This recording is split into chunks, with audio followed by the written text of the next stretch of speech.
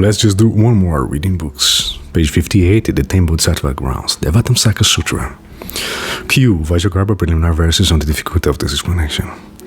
At the time, Vajragarba Bodhisattva directed his contemplative regard to the 10 directions and wishing to cause those in that immense assembly to develop an increased degree of pure faith. Thereupon uttered verse saying, "The path of the Tathagatas, the great rishis, is subtle, sublime, and difficult to know. It is not perceptible through thought nor by abandoning thought. If one seeks to perceive in that way, it cannot thereby be realized. It is without either production or destruction, and is by nature pure and constantly quiescent. For those who abandon defilement and possesses brilliant sagacity, it is the place in which their knowledge is put into practice. Its own nature is fundamentally empty, quiescently still, devoid of duality and endless. It brings about liberation from all the rebirth destinies, and the abiding in a state uniform identity with nirvana itself.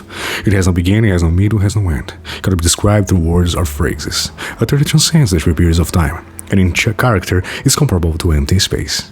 The quiescence in which the Buddha curses cannot be reached through any verbal descriptions.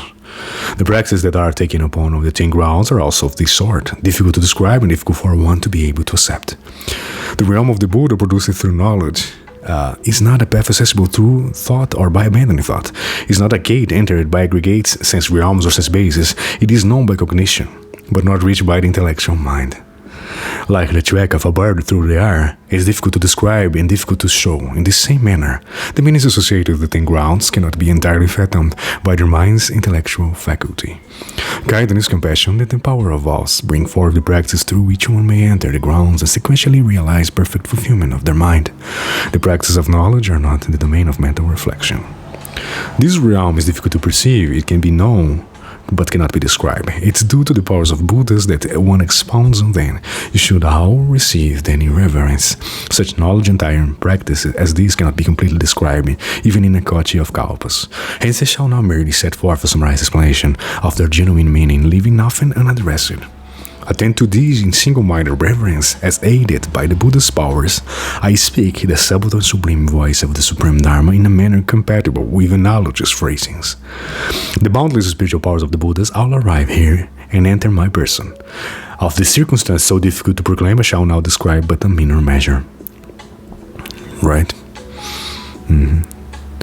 The main doctrinal teaching section, the first ground, the joyfulness ground, are sons of the Buddha suppose there is a being who has deeply planted roots of goodness, who has well cultivated practice, who has well accumulated provisions facilitating realization of the path, who has practiced well the making offerings to the Buddhas, who has well accumulated the white dharmas of pristine purity, who has been skillfully drawn forth by the God Spirit, the good spiritual guide, who has well purified his resolute intentions, who has established himself in a vast resolve, who has developed vast understanding, who has brought forth presently manifest kindness and compassion, having done so for the sake of the quest to acquire of the knowledge of the Buddha, for the sake of gaining the 10 powers, for the sake of realizing the great fearlessness, for the sake of gaining the Buddha's Dharma of uniformly equal regard for all, for the sake of coming to the rescue of all worlds, for the sake of purifying the great kindness and great compassion, for the sake of gaining the knowledge that knows everything without exception throughout the 10 directions, for the sake of bringing about an embedded perfection of all Buddha lands, for the sake of knowing all the 3 periods of time in a single instant, and for the sake of fearlessly turning the great wheel of Dharma. The qualities of the Bodhisattva's resolve, so that the Buddha Bodhisattva's generation of such resolve takes the great compassion foremost, takes wisdom as its predominant condition.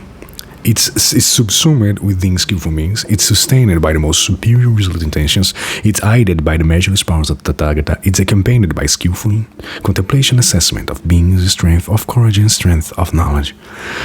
It's implemented with the directly manifested and impeding knowledge.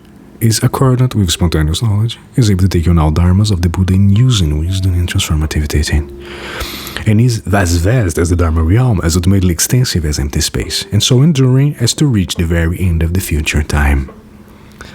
So that's it, just another one reading, and very good. The page 63 in the Ten Bodhisattva Grounds. Amazing.